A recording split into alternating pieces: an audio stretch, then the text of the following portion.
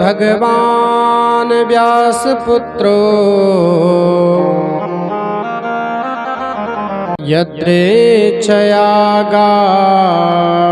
यत्रेच्छयागामटमानो नपेक्षा अलक्षलिंगो निजलाभतुष्टो मृतश्च बालैरवधूतवेशः।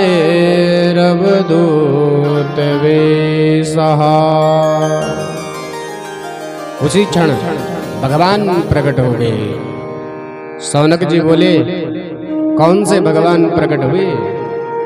अपने भक्त की रक्षा करने के लिए भगवान ही व्यास नंदन सुखदेव बनकर के प्रकट हो गए। आवश्यक नहीं है कि भगवान आपके सामने मुरली मनोहर बनकर के आए या धनुर्धारी राम जी बनकर के आए। ना जाने किस भेष में नारायण मिल जाए। अनेक रूप रूपाय विष्णवे प्रभु विष्णवे। वह परमात्मा किसी भी रूप में आ सकते हैं। आपके आंखों में देखने पहचानने की शक्ति होनी चाहिए। परमात्मा आ भी गए और दृष्टि में योग्यता नहीं है, फिर परमात्मा को भी पहचान नहीं पाओगे। जीव पहचान नहीं पाता कब तक? जब तक किसी श्रेष्ठ गुरु का सानिध्य ना हो। सदगुरु किसे कहते हैं? आज सुखदेव जी के रूप में साक्षात प्रभु अपने भक्त परीक्षित का कल्याण करने के लिए आ गए। कैसे आए? अलक्षलिंगो निजलाभतुष्टो मृतश्च बालैरवधूतवेशः।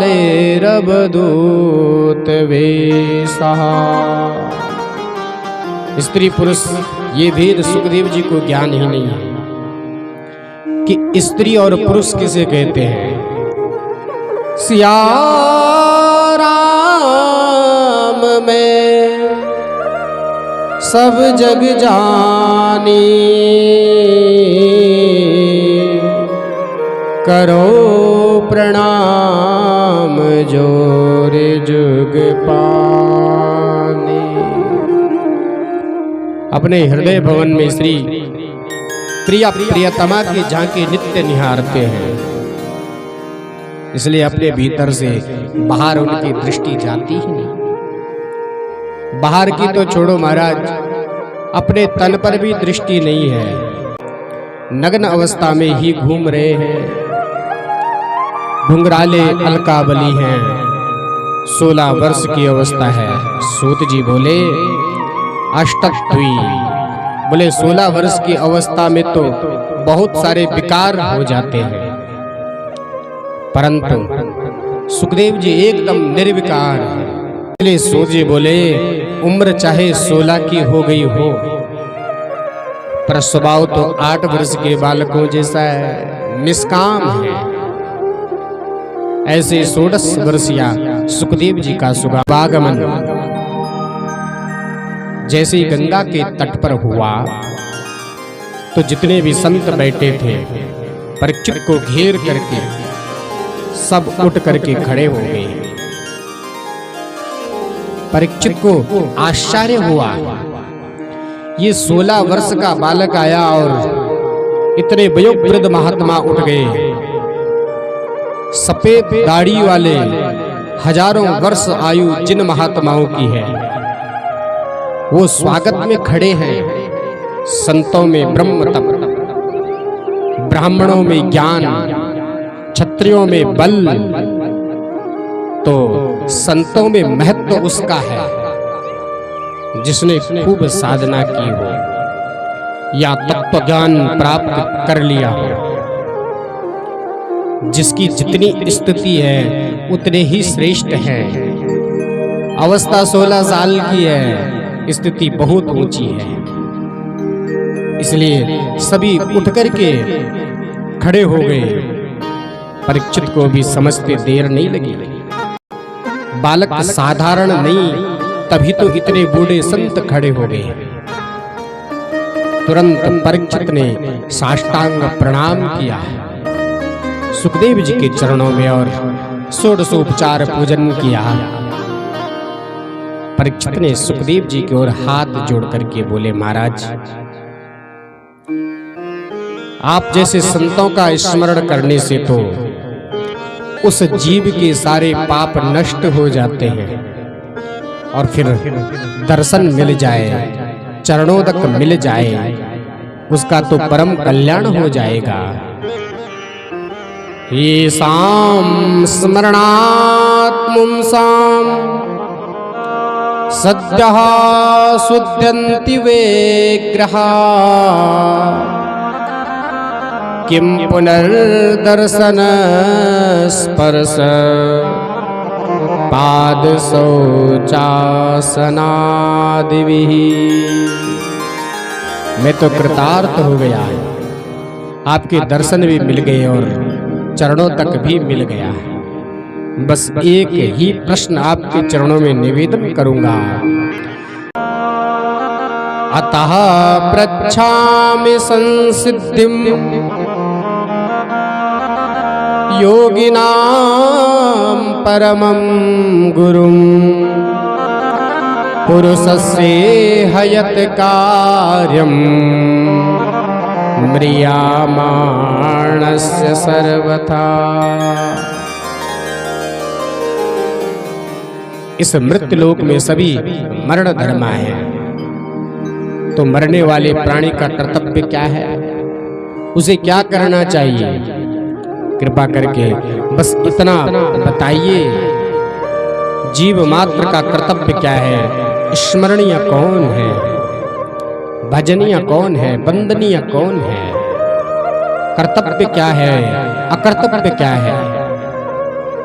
इन विषयों पर थोड़ा मेरा मार्गदर्शन करें। प्रश्नों को सुनकर सुखदेव जी गदगद हो गए, बोल उठे, परीक्षित जी की तरह हम सभी मरण धरना है। मृत्यु का ग्रास इन्हीं 7 दिनों के काल प्याल का ग्रास बना है। जीवन में दिन तो 7 ही होते हैं, इसलिए हम भी जिज्ञासु बन करके इसके समाधान पर विचार करें। सुखदेव जी कहते हैं कि परीक्षित, यह प्रश्न तुम्हारा नहीं है, मानव मात्र का है। तुम समस्त मानवों के प्रतिनिधि बन करके सभी के कल्याण का यह प्रश्न कर रहे हो। बरियाने सते प्रश्नः कृतो लोकहितं नृप आत्मवित् सम्मतः पुंसाम् श्रोतव्यादिषु यः परः। महाप्रभु सुखदेव जी कहते हैं, परीक्षित, इस संसार के अभागे प्राणी दिन भर पैसा कमाना और परिवार का पेट भरते रहना, रात भर सो जाना या विषयों के भोगों में लगे रहना, इसी में सारा जीवन धीरे धीरे समाप्त कर देते हैं। पर हमें मरना है, इस बात को बिल्कुल भूले रहते हैं। ऐसी बात नहीं है कि इनको मृत्यु का पता नहीं है, क्योंकि अपने कंधों पर ना जाने कितनों मरघट में भूख आए हैं। सबको ज्ञान है कि वह भी मर गया, पर ज्ञान तो सबको रहता है। फिर भी कभी हमारा भी नंबर आएगा, ये कभी नहीं सोचता। मृत्यु को देखा हुआ भी, समझता हुआ भी अनजान बना बैठा है। जैसे एक कबूतर जब बिल्ली को देख रहा है तो कबूतर अपनी आंखें बंद कर लेता है, विचार करता है कि भैया मैं आंख बंद कर लूंगा तो शायद बिल्ली मुझे नहीं देख रही है। लेकिन आंख बंद कबूतर ने किए हैं, बिल्ली ने बंद नहीं किए हैं। जैसे ही बिल्ली की दृष्टि पड़ती है तुरंत झपाटा मार करके निकल जाती है। ऐसे ही हमको मृत्यु दिखाई पड़ रही है, समझ भी आ रही है, फिर भी हम उसकी तरफ से आंख बंद कर लेते हैं। हम क्यों डरे? तुम डरो मत, पर मृत्यु की दृष्टि तो हर समय पड़ी हुई है, किसी भी पल झपट सकती है। ये खतरनाक बिल्ली है। जब कोई मरता है और हम लोग उसे मरघट में जाकर के फूंकते हैं और उसकी जब चिता जलती है तो कुछ पल के लिए लोगों को वैराग्य चढ़ता है। भैया सब झूठा है। देखो रात में इतना हंस हंस करके बात कर रहा था और सवेरे पता चल गया, 1 मिनट का भरोसा नहीं। जिंदगी का आज के बाद 2 नंबर के धंधे सब बंद, चिता जलती जाएगी और गीता पूरी कंठस्थ होती जाएगी।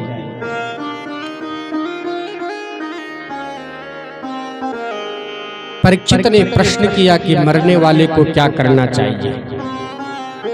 सुखदेव जी बोले, राजन ये सार्वभौम प्रश्न है, क्योंकि मानव मात्र मृत्यु का ग्रास है। मृत्युलोक में जो आया है जाना तो सबको है, पर जाने की तैयारी कोई नहीं करता। अरे अपने ही देश में किसी बड़े शहर में जाना पड़े तो कम से कम 1-2 दिन पहले से तैयारी करनी पड़ती है, और कहीं विदेश जाना हो तो फिर तो कहना ही क्या है। महीनों पहले से तैयारियां चलती है, पासपोर्ट बना के नहीं, वीजा मिला के नहीं, आदि आदि। बहुत सारे, जितनी लंबी यात्रा उतनी तैयारी। पर एक देश ऐसा है जहां जाना सबको पड़ता है, पर तैयारी के नाम से कोई तैयारी नहीं, सब निश्चिंत हैं। इसलिए ऐसे पथिकों के लिए परीक्षित तुमने प्रतिनिधि बनकर बहुत बढ़िया प्रश्न किया। सावधान होकर के सुनो परीक्षित। अब सुखदेव जी का प्रवचन शुरू हो गया। मृत्यु से जो मुक्ति चाहता हो वह मृत्यु के मालिक से अपना संबंध स्थापित कर ले। मृत्यु से वह डरते हैं जिनका मालिक से संबंध नहीं। बड़े बड़े अधिकारियों से मित्रता हो जाए तो फिर छोटे मोटे कर्मचारियों से तो डर थोड़ी ही लगेगा, पर मालिक से मित्रता हो तब। तो मृत्यु का मालिक कौन है? भगवान कहते हैं कि मद भयाद्वातिवातोयम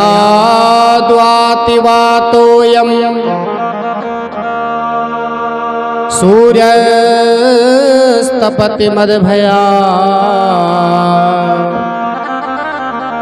वरसतीन्द्रो दहत्यग्निर मृत्यु शरति मद भया। भगवान कहते हैं कि मेरे भय से ही वायु चल रही है, सूर्य प्रकाश दे रहे हैं, अग्नि जल रही है और मृत्यु मार रही है। इन सारे कर्मचारियों के मालिक हैं माधव। भगवान के ये सब कर्मचारी, किसी की हिम्मत नहीं जो हड़ताल कर जाए। भगवान ने सूर्य भगवान को कहा कि तुम सारे जगत को प्रकाश दो। बदले में बोले, बदले में आपको ये लोग 1 लोटा जल पानी देंगे। अब सूर्य भगवान कहे कि हम तो हड़ताल करेंगे। लोगों ने पानी देना बंद कर दिया, हमको प्रकाश न मिले बिजली का तो हम परेशान हो जाते हैं। बिजली गुल हो गई, समय पर बिल जमा करो तब सुविधा मिलेगी। ये हमारे सरकार के संविधान की व्यवस्था है। भाई बिजली का प्रयोग करते हो तो बिल देना पड़ेगा। हर सुविधा का टैक्स है। जो भी सुविधा सरकार देती है हर सुविधा पर टैक्स लेती है। और ठाकुर जी की सारी सुविधा बिल्कुल निःशुल्क है। सूर्य भगवान ने कभी अपना टैक्स भेजा कि इतना बिल जमा करो? चंद्र ने अपनी शीतल किरणों का कभी बिल भेजा? मेघमंडल पानी बरसा के चले जाते हैं। 2-4 साल न बरसे तो हाहाकार मच जाएगा। पर बेचारे बादल बिल भेजते हैं क्या? शीतल मंद सुगंध हवा चलती है। किसी का कोई बिल नहीं है, निःशुल्क सुविधा। भगवान कहते हैं ये देवता मेरे कर्मचारी हैं जो तुम्हारी सेवा कर रहे हैं, तुम्हें भी इनकी सेवा करनी चाहिए। ठीक है, किसी ने आपको पानी पिलाया, वह आपसे पैसा ना मांगे, पर कम से कम धन्यवाद तो करना चाहिए। एक शिष्टाचार है, सभ्यता है। भगवान ने नियम बनाया, जो देवता तुम्हें इतनी सारी सुविधा दे रहे हैं उसके बदले में जीवन में कम से कम एक यज्ञ करवाएं, ताकि उन देवताओं को भोजन मिल सके। सूर्याय स्वाहा, इंद्राय स्वाहा, वरुणाय स्वाहा, ये सारे देवताओं को यज्ञ के माध्यम से भोजन कराया जाता है। और भोजन खाकर के देवता प्रसन्न होते हैं। तो प्रसन्न होंगे तो समय पर हर सुविधा आपको प्रदान करेंगे। और यदि आपने उनका ध्यान बिल्कुल नहीं रखा तो कभी कभी अपना कोप भी दिखाते हैं। पता चला भूकंप आ गया, ना जाने कितने विनाश हो गए, बाढ़ आ गई, ना जाने कितनों को बहा ले गई। इसलिए इन देवताओं को प्रसन्न रखने के लिए यज्ञ कर्म करते रहने चाहिए। तो जो मृत्यु के भी मालिक हैं, सारा संसार जिनके अधीनस्थ है, जिनके इशारों पर चलता है, वो जगन्नाथ से अपना संबंध जोड़ो। परीक्षित बोले, संबंध कैसे जुड़ेगा महाराज? इसके लिए क्या करें? तस्मात् भारत सर्वात्मा भगवान ईश्वरो हरिः श्रोतव्यः कीर्तितव्यश्च स्मृतव्यश्चेच्छता भयम्। मृत्यु से जो अभय चाहता हो वह माधव की शरण में आ जाए। माधव की शरण में आए बिना मृत्यु से कोई बच नहीं सकता है। तो माधव की शरण में आने के लिए क्या करें? सबसे पहला साधन बताया, श्रोतव्यः। सबसे पहले उनकी महिमा को सुनना प्रारंभ कर दो। सुनने से फायदा क्या होगा? बोले, जब सुनोगे तभी तो उनके बारे में जानोगे। और जब तक जिस व्यक्ति की पूरी जानकारी नहीं मिली तब तक उसमें उतनी श्रद्धा नहीं होती। कोई कितना ही बड़ा महान व्यक्ति हमारे बीच में आकर के चुपचाप बैठ जाए तो हम तब तक उसे नमस्कार भी नहीं करेंगे जब तक उसके व्यक्तित्व के बारे में हमें किसी ने नहीं बताया। जाने बिनु ना होई प्रतीति, बिनु प्रतीति होई नहीं प्रीति। प्रीति बिना नहीं भगति दृढ़ाई, जिमि खगपते जल कह जिकनाई।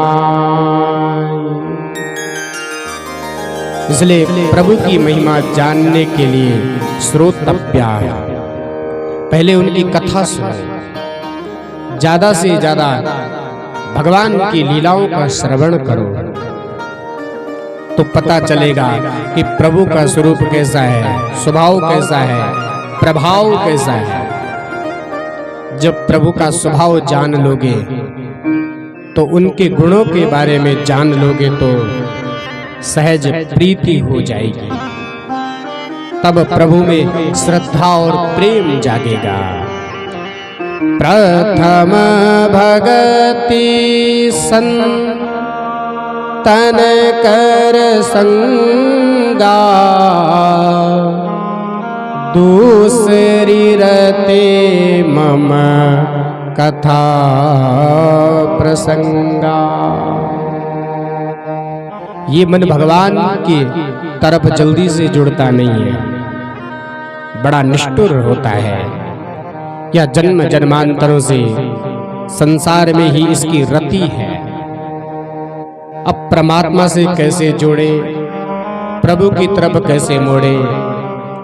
जैसे लोहा बहुत कठोर होता है, पर उसका औजार बनाना हो तो तोड़ना मरोड़ना तो पड़ेगा। बिना तोड़े मरोड़े उससे हथियार आदि कैसे बनेंगे। तो पहले उसे गरम करो, गरम करके तपाओ। लोहा जब गरम हो जाए, आग में लाल हो जाए, तब वह पिघलने लगता है।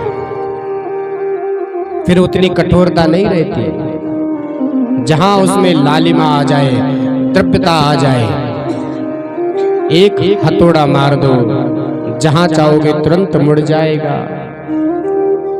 बिना तपाए मोड़ना बड़ा कठिन है। उसी प्रकार ये निष्ठुर मन माधव की तरफ मुड़ता नहीं है। कैसे मोड़े? पहले इसे भगवान की कथा सुनाओ। भगवान की मधुर लीलाओं को सुनते सुनते प्रेम होने लगे, दिल पिघलने लगे। और जब प्रभु की महिमा को सुनकर के तुम्हारा मन पिघल जाए, तभी विवेक का हथौड़ा मारो, इसे डांटो। अरे पापी, अरे दुष्ट, जिन प्रभु की महिमा में तू इतना मुग्ध हो रहा है, फिर उन माधव का भजन क्यों नहीं करता? फिर उनके चरणों का ध्यान क्यों नहीं करता? तो मन इस समय प्रभावित है, आपकी हर बात मानेगा और गोविंद की तरफ मुड़ जाएगा। अब देखिए, गोस्वामी जी ने जब राम कथा गाई, अहिल्या का उद्धार करके राम जी आगे बढ़े, तो जो अहिल्या को कोई देखता नहीं था, पत्थर की प्रतिमा बनी पड़ी थी मार्ग में, उसको स्वयं प्रभु ने जाकर के अनुग्रहित किया। अपने चरण स्पर्श से अहिल्या राम जी की कृपा का महत्व मानती हुई गई पतिलोक आनंद भरी। आनंद में झूमती पतिलोक में गई। पर जिन राम जी के चरण स्पर्श से अहिल्या पुलकित हो गई, वह राम जी का मुख उदास है। क्यों? क्योंकि हम क्षत्रिय हैं और एक ऋषि पत्नी हमें चरण छुआना पड़ा। भगवान इसलिए उदास है। तो गोस्वामी जी राम जी की इस महिमा को जानकर बड़े पुलकित हैं। अरे देखो तो, लोग किसी असंभव कार्य को संभव कर दिखाएं तो अहंकार में भर जाते हैं। देखो, हमारी बदौलत से ऐसा हुआ, आज तक कोई नहीं कर सका। और राम जी ने उसके सारे पाप मिटा के पतिलोक में प्रस्थान कराया। और स्वयं बेचारे उदास हैं कि हमको एक ऋषि पत्नी को चरण छुआना पड़ा। राम जी के इस दिव्य स्वभाव पर गोस्वामी जी का मन पुलकित हो गया। जो मन पुलकित हुआ, सो ही गोस्वामी जी उसे डांटने लगे। अस प्रभु दीन बंधु हरि कारण रहित दया तुलसीदास सटते ही भजो छाड़ कपट जंजाल। मारो हथौड़ा जिधर चाहो उधर मोड़ दो। तब जब भगवान की कथा सुनते सुनते मन पुलकित होने लगे, प्रेम में गदगद होने लगे, शरीर को रोमांचित होने लगे, नेत्र सजल होने लगे, समझ लो मन पिघल रहा है, प्रभु के चरित्र में पुलकित है, प्रभावित है। और जब जब प्रभावित हो तभी उसे समझाओ। गोस्वामी जी ने ऐसा ही समझाया, जब मन पुलकित हुआ तो डांटा।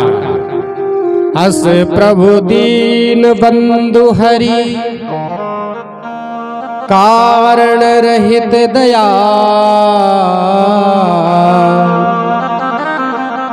तुलसीदास सटते ही भजो छाड़ कपट जंजाल।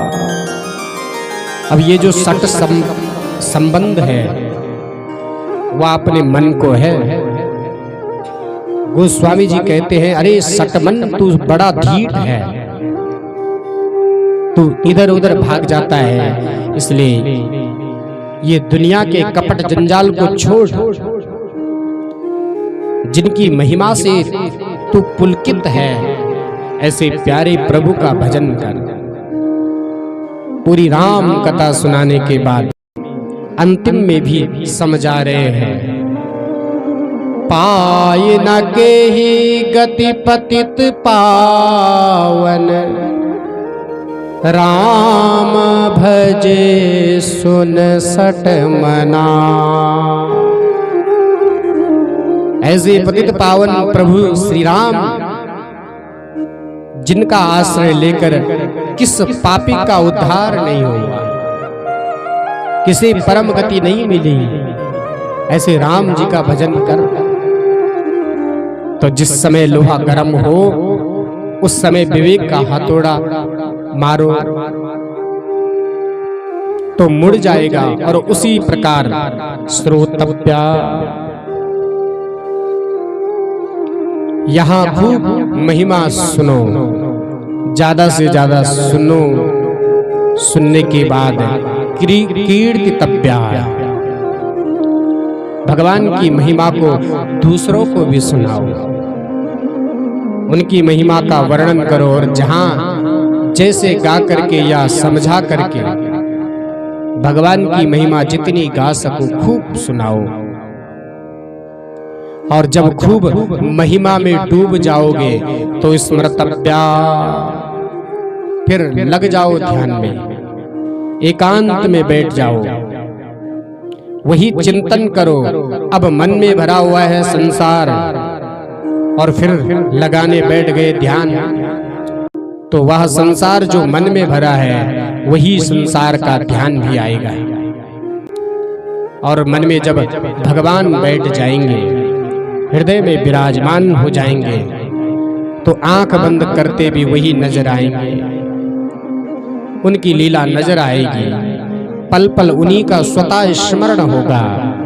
ऐसे ही जब भगवान से सहज प्रीति हो जाएगी तो ज्यादा प्रयास नहीं करना पड़ता, अपने आप ही उनकी चर्चा, उनका ध्यान, आंख बंद हो खुला हो, सोते बैठते 24 घंटे उन्हीं का चिंतन स्वतः होता है।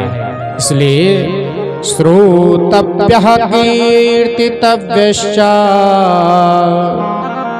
स्मर्तव्यश्चेचता भयम्। श्रवण करो, चर्चा करो और उसी का स्मरण करो। परीक्षित बोले, हमारे जीवन में 7 दिन बचे हैं महाराज। सुखदेव जी बोले, 7 दिन कम होते हैं क्या? अरे परीक्षित, एक सूर्यवंश के राजा हुए हैं, नाम था खटवांग। बड़े प्रतापी थे। देवासुर संग्राम में देवताओं के पक्ष में मिलकर असुरों को इन्होंने परास्त कर दिया। देवता सब प्रसन्न हो गए। महाराज खटवांग, आपके बाहुबल से हम लोग विजय हुए हैं, बोलो क्या चाहते हो हमसे, मांगो। राजा खटवांग बोले, मांगेंगे बाद में, पहले ये बताओ कि हमारी उम्र कितनी बची है। देवताओं ने दिव्य दृष्टि से देख करके कहा, क्षमा करें राजन, आपका जीवन केवल एक मुहूर्त शेष बचा हुआ है। एक मुहूर्त के बाद आप मरने वाले हो। ओहो, बस। बोले हाँ। तुरंत राजा खटवांग बोले, देवताओं शीघ्र मुझे गंगा के किनारे पहुंचाओ और मुझे कुछ नहीं चाहिए। तत्क्षण विमान में बैठकर गंगा तट आए और एक मुहूर्त के अंदर ही गंगा के किनारे आंख बंद करके बैठ गए। सारे संसार का चिंतन त्याग कर गोविंद के चरणों का ध्यान करते करते मोक्ष को प्राप्त हो गए। मुहूर्ता तत्सर्वमुत्सृज्य गतवान भयम हरिम। एक मुहूर्त में ही सर्वस्व त्याग कर गोविंद का ध्यान करते हुए परम गति को प्राप्त हो गए। जब राजा खटवांग एक मुहूर्त में ही परम गति प्राप्त कर सकते हैं, तो तुम्हारे पास तो 7 दिन बचे हैं, तुम क्यों चिंता करते हो? चिंता न करो राजन, 7 दिन अभी बाकी है। घड़ी भर में ही परलोक प्राप्त होता है। खटवांग से राजा का मोक्ष 2 घड़ी में हुआ। तेरा तो शरीर अभी 7 दिन तक रहता है। मेरा ये कथन ऋषि सब साक्षी है। भागवत पुराण से कष्ट सब मिटता है। देखता हूँ आज से 7वें दिन तुम्हारे लिए मोक्ष द्वार। राम मार्ग कैसे नहीं खुलता है। इसलिए सुखदेव जी की आत्मविश्वास से परिपूर्ण वचन है। दुविधा संदेह कहीं नहीं है, पूरी गारंटी के साथ कह रहे हैं। इन वचनों को सुनते ही महाराज परीक्षित एकदम निश्चिंत हो गए। 7वें दिन मरने वाला हूं, जो अंत का यह भय था एकदम समाप्त हो गया। कुछ डॉक्टर इतने आत्मविश्वास से परिपूर्ण होते हैं कि हमारे सुखदेव जी महाराज जितने आत्मविश्वास से परिपूर्ण संत हैं। परीक्षित को जब विश्वास पूर्वक कहा, परीक्षित 7 दिन बहुत होते हैं, तो खटवांग ने तो एक मुहूर्त में ही मुक्ति का अधिकार प्राप्त कर लिया। तुम क्यों चिंता करते हो? बस परीक्षित एकदम निश्चिंत हो गए कि सुखदेव जी जैसे परमहंस मिले हैं, तो अब मुझे विश्वास है कि ये मेरा कल्याण अवश्य करेंगे। महाराज इतना बताइए कि भगवान का भजन कैसे किया जाता है, भगवान में मन कैसे लगाया जाता है। परीक्षित ने पूछा, ये मन भगवान में कैसे रहा? क्योंकि यह मन बड़ा चंचल है, ये मन बड़ा चंचल है, कैसे तेरा भजन करूं मेरे राम, जितना इसे समझाऊं उतना ही मचलता है। सुखदेव जी कहते हैं चारों बातों का अभ्यास साधक को करना चाहिए। कौन सा? जितासनो जित श्वासो जित संगो जितेन्द्रिया, स्थूले भगवतो रूपे मना संधारयेद्या।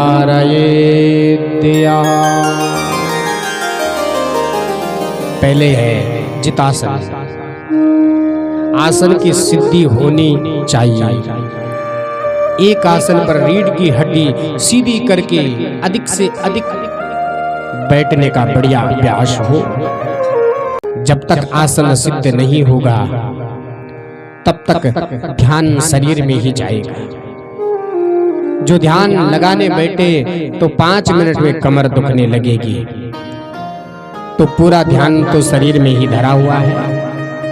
इसलिए जितासनो, आसन को जीतो। दूसरी बात जित श्वास हो, प्राणायाम के अभ्यास से श्वास पर नियंत्रण करो। श्वास और मन का बहुत संबंध है। श्वास पर जितना नियंत्रण होगा मन पर भी उतना ही होगा। मन में यदि क्रोध आ जाए तो श्वास भी तेज हो जाएगी, गरम गरम श्वास निकलने लगती है। क्रोध के बस में तो मन और श्वास का संबंध है। अतः प्राणायाम का जितना ज्यादा अभ्यास होगा मन पर उसका उतना ही नियंत्रण होगा। तीसरी बात है जित संगो, दुसंग से बचो। सत्पुरुषों का संग करें, जैसी संगत वैसी रंगत। विषय चर्चा, सांसारिक चर्चा बार बार सुनोगे तो संसार के विषयों का चिंतन भी होगा। इसलिए व्यक्ति में दोष भी आएंगे संग से और गुण भी आएंगे संग से। एक सेठ जी बड़े सज्जन, बड़े भक्त, बेचारे भारत में किसी नगर में रहते हैं। बच्चे उनके विदेश में रहते थे।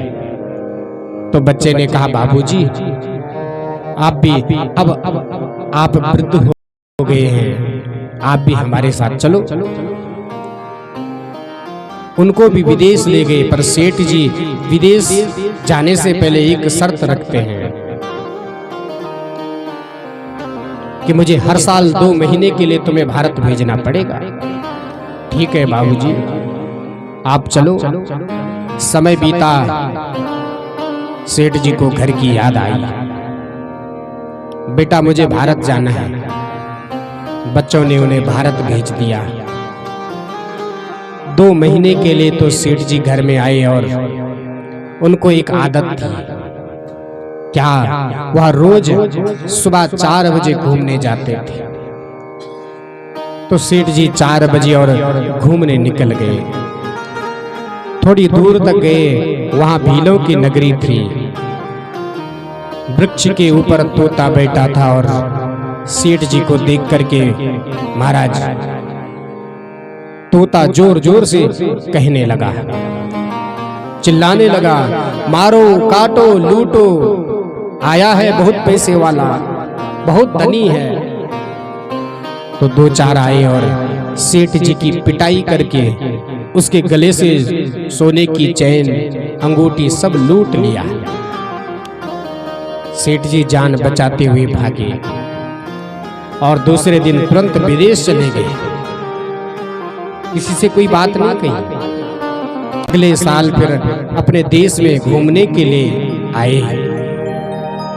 आदत तो थी ही प्रातःकाल 4 बजे उठने की। 4 बजे जैसे ही नींद खुली, घूमने निकले। इस बार दूसरी दिशा की ओर चल पड़े, क्योंकि उस दिशा में भील रहते हैं, इस दिशा की ओर जाते हैं। अब दूसरी दिशा में गए तो उधर सुंदर संतों का आश्रम था। ऋषि आश्रम में, और ऋषि आश्रम में भी एक वृक्ष, उस डाली पर एक तोता बैठा था। सेठ जी को देखते ही उसने मीठे स्वर में बोला, स्वागतम सुस्वागतम, अतिथि देवो भव। पधारिए श्रीमान, हमारे आश्रम का जल बहुत मीठा है, आपको जलपान तो करना ही पड़ेगा। फिर थोड़ी देर में आरती होगी, प्रसाद पाके जाना और अपने घर भी लेकर के जाना। इतनी मीठी आवाज में तोता ने उनको ढेर सारी शुभकामनाएं दी। सेठ जी की आंखें नम हो गई। ऋषि से पूछा, महाराज 1.5 वर्ष पहले मैं इसी रास्ते से गया था, उधर भी एक तोता मुझे मिला। इतना दुष्ट था, बोला इसे काटो मारो, लेकिन आपकी कुटिया की डाली पर जो तोता बैठा है, तोता कितना मीठा बोलता है, स्वागतम, आइए पधारिए। इसलिए महाराज तोता तो वो भी था जिसने मुझे पिटवाया, और तोता ये भी है। फिर वो ऐसा कैसे था और ये ऐसा कैसे है? दोनों में अंतर क्या है? तोता बोल बैठा, सेठ जी 1.5 वर्ष पहले भील की नगरी में मैं ही रहता था, वो तोता मैं ही था जिसने आपको पिटवाया था। क्योंकि भीलों के संग में मैं तो रोज गाली मारना काटना सुनता था, इसलिए उनके संग में रहते रहते मेरी भी वैसी ही आदत हो गई। अब मुझे सौभाग्य से संतों का संग मिला, तो मैं उनके साथ रहने लगा। संतों के साथ रहते रहते मेरी भी आदत संतों की जैसे हो गई। 4 बजे से वेदवाणी होती है, पाठ होता है, आरती होती है, तो मेरे विचार भी संतों के जैसे हो गए। मेरा दोष गुण नहीं है, यह गुण दोष तो संग का है। जैसी संगति वैसी रंगत। जिता संग, जिता संग का अर्थ एक और भी है, संसार से असंग हो। संसार से असंग होने का मतलब संसार में चिपके नहीं रहे, संसार में रहें पर संसार को अपने में ना रखें। जैसे नारियल में गोला रहता है, रहता तो नारियल के अंदर है, लेकिन जैसे ही आप वहाँ उसे फोड़ेंगे तो गोला अलग हो जाएगा। बस संसार में इसी प्रकार से हम लोगों को रहना चाहिए। जो कच्चे हैं, अज्ञानी हैं, वह संसार में चिपक करके रहते हैं। तो संसार है नाशवान। जिन जिन को जो जो चिपके हैं उनके नाश में वह अपना भी नाश देखते हैं। मकान टूट गया, पत्नी को कुछ हो गया तो जिंदगी भर वह रोती ही रहते हैं, क्योंकि जिन जिन में चिपका हुआ है उनके नाश में उसे अपना नाश ही दिखता है। और जो ज्ञानी पुरुष होते हैं वो संसार में रहते हुए भी असंग हो जाते हैं, क्योंकि संसार तो नाशवान है। जो भी दिख रहा है, जिनसे भी मिल रहे हो, किसी न किसी दिन काल के गाल में जाना है। इसलिए संत संसार में रहते हैं, व्यवहार भी संसार का करते हैं, पर चिपकते नहीं हैं। वह असंग है। जैसे नौका हमेशा पानी में रहती है, लेकिन कभी भी पानी को अपने ऊपर नहीं ठहरने देती, उसमें डूबती नहीं है। जो संसार में नौका की भांति रहते हैं वह तो तरते ही हैं, दूसरों को भी तारते हैं, और जो संसार को अपने भीतर भर लेते हैं वह स्वयं भी डूबते हैं और लोगों को भी डुबा देते हैं। इसलिए चित्त संग तो ये साधन बताया, बोले इंद्रियों पर संयम करें। आपके जीवन रथ में 10 घोड़े हैं, 5 ज्ञान इंद्रियां और 5 कर्म इंद्रियां। ये जीवन रथ को चलाने वाले घोड़े हैं। आपके रथ में 10 घोड़े हैं, 10 को आपने स्वच्छंद छोड़ दिया तो परिणाम क्या होगा? रथ किसी भी गड्ढे में गिरेगा, क्योंकि मनमुखी घोड़े हैं, रथ की खींचातानी कर रहे हैं, अपने ढंग से चल रहे हैं।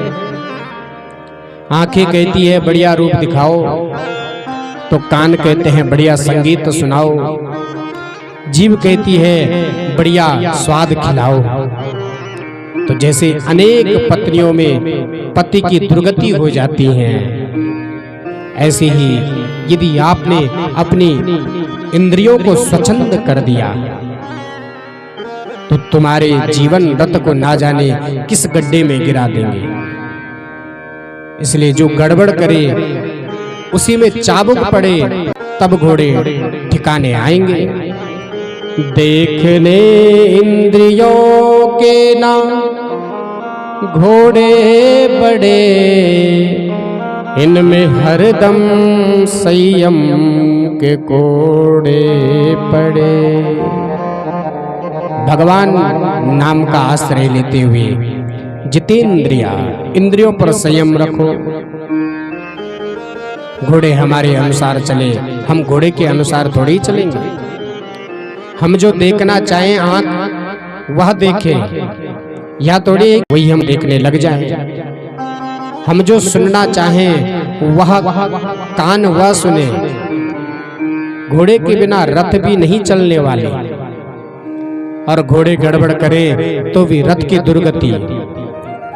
सारे जीवन में संतुलन की आवश्यकता है। आंख नहीं है तो भी ठीक नहीं, और आंख स्वच्छंद हो तो भी ठीक नहीं। हर चीज का उपयोग दुरुपयोग दोनों होता है। सरकार ने आपको बंदूक दी थी अपने स्वयं की रक्षा के लिए, लेकिन आपके हाथ बंदूक लगते ही आप जो है हर किसी को डराने लगे, धमकाने लगे, हर किसी के ऊपर तानने लग जाए, तो फिर अपराध के कारण से सरकार उस बंदूक को छीन लेगी या आपको जेल डाल देगी। सरकार ने बंदूक तो दी है आपके स्वयं की रक्षा के लिए, लेकिन उस बंदूक से आप दूसरों को डराने लग जाएं तो ये सही बात नहीं है, ये अपराध है। और अपराध करोगे तो कहीं ना कहीं फिर तो जेल जाना पड़ेगा। उसी प्रकार भगवान ने जो इंद्रियां दी है उसका सदुपयोग करो। भगवान ने आंख दी है अपनी मधुर छवि को देखने के लिए, कान दिए हैं अपनी मधुर वंशी की तान भजनों को सुनने के लिए। इन इंद्रियों से भगवान की महिमा गाओ। इसलिए जितेंद्रिया, इन 4 बातों का अभ्यास करने के पश्चात भगवान स्थूल स्वरूप में परमात्मा प्रकट है, उनका ध्यान करो। देखो, एक स्थूल ध्यान है, एक सूक्ष्म ध्यान है। या जो विश्व जहां तक दृष्टि जा रही है और जो भी दिखाई पड़ रहा है, ये विराट परमात्मा का एक स्वरूप है। 14 भुवनात्मक इस ब्रह्मांड में मृत्युलोक भगवान की कमर है। इस मृत्युलोक के नीचे भी 7 लोक हैं और ऊपर भी 7 लोक हैं।